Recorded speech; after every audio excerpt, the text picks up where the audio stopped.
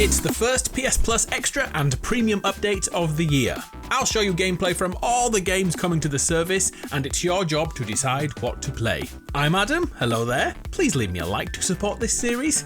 Let's do this, starting with PS Plus Extra. This great month begins with a Borderlands game, Tiny Tina's Wonderlands. The iconic looter shooter with so many gun variations has been adapted into a D&D board game by the dungeon master Tiny Tina. We progress through her imagination as anything she says becomes reality in this world. Luckily, we also have new abilities, as each of our former Vault Hunters is given a new class to master, from the frost-infused Berserker to the Greatborn who uses dark magic, and even a Spawn Warden who spews out a toxic mushroom companion. We also have new abilities and upgrades thanks to a series of skill trees.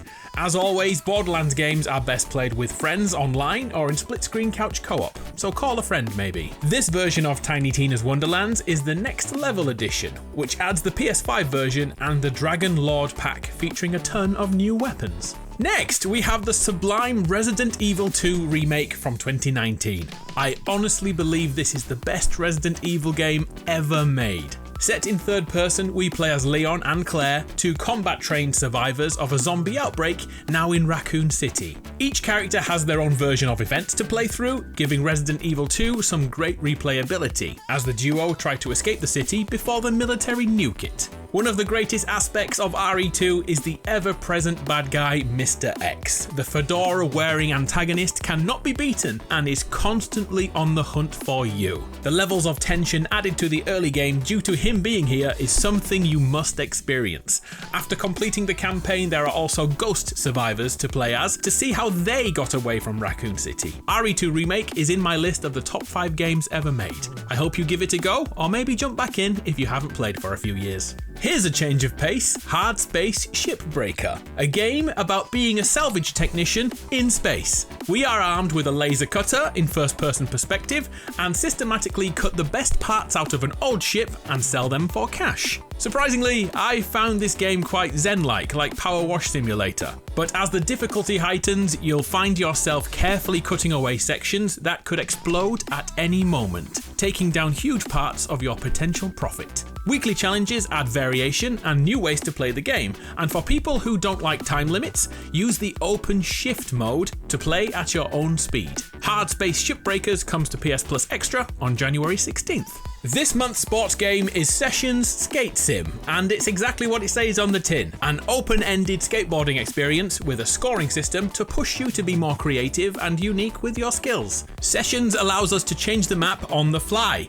adding higher rails and adapting half-pipes to perfect the run of your dreams. And the replay mode is also a great touch, allowing players to record epic moments with a custom camera. With the recent LEGO Fortnite mode reminding many gamers that LEGO is in fact cool, comes LEGO City Undercover on the PS4, playing as Chase McCain, a police officer who is undercover in this city, and we must track down Rex Fury. These guys have such great names. This LEGO open world has 20 unique districts to investigate and so many collectibles, you'll have nightmares. With co-op split screen supported and that weird humour that only LEGO can get away with. LEGO City Undercover is enjoyable at all ages. A different type of open world is found in Just Cause 3, playing as the amazing Rico Rodriguez with his trusty wingsuit. We are here to destabilise the fictional country of Medici, forcing the dictator out of hiding. But before that happens, there's a sandbox of opportunities to experience, from parachuting to using a grapple hook and blowing up anything that takes your fancy. The destruction in Just Cause 3 is impressive, especially as it's physics-based and we have some strange things at our disposal. I mean, you can attach balloons to cows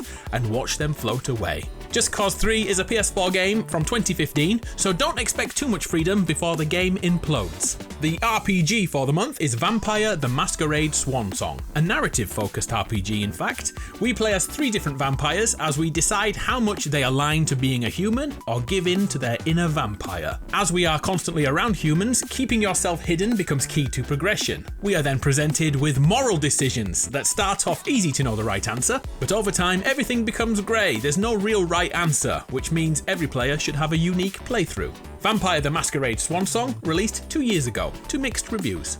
Surviving the Aftermath is a city builder set in the apocalypse, making it also a survival game. Set on a procedurally generated map, we build a basic settlement for our survivors and send them out to scavenge for resources. But we can never be certain what will happen next, as numerous random encounters can be triggered, testing your skills as a town leader. If successful, new technology can be found, resulting in new buildings and new possibilities. But you should know, you are not the only ones creating a community out here. And finally on Extra this month, Shadow Tactics Blades of the Shogun. And get this, it's a real-time stealth-focused tactics game.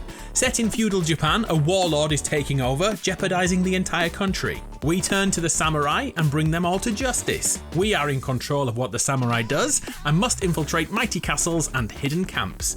Strategy is incredibly important in Shadow Tactics, as this game is not very forgiving. Concentration is most definitely needed. Hey, a new section of the video, my pick for the month. A game you may have missed on the service that I think now is the perfect time to play. And this month, it's Final Fantasy VII Remake. The second part in that trilogy is releasing next month, which means your social media will be packed with it. So now's a great time to play the iconic RPG remake on both PS4 or PS5. And the PS5 version has the DLC included in the Intergrade version. This Final Fantasy removed the turn-based combat and switched to real-time, and has some of the most compelling characters in recent memory, especially my girl Jessie. Final Fantasy VII is still on PS Plus, and if you're not sure what to play this month, I highly recommend it.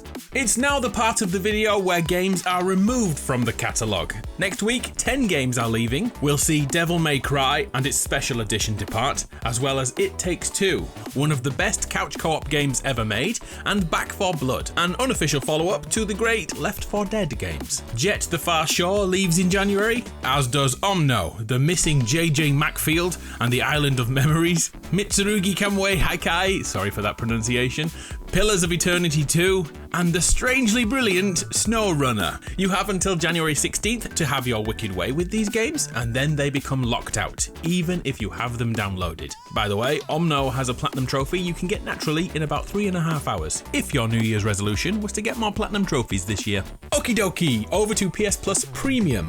Coming to Premium and Deluxe is Star Wars Episode 1 The Phantom Menace on the OG PS1. The game attempted to implement a non-linear storyline and added extra content not seen in the movies. Surprisingly, this is mainly a puzzle game. It was great back then, I wonder if it's still great now. Next, Street Fighter's 30th Anniversary Collection, which brings 12 Street Fighter games to the service. And now you know why the thumbnail says 25 games. The legendary one-on-one fighter spans the OG Street Fighter game, which became the much-loved Street Fighter 2, and all the way through the Alpha series, blending both the arcade editions with the home release standards. If you played one of these Street Fighter games each month, you'd still be playing this series in a year from now.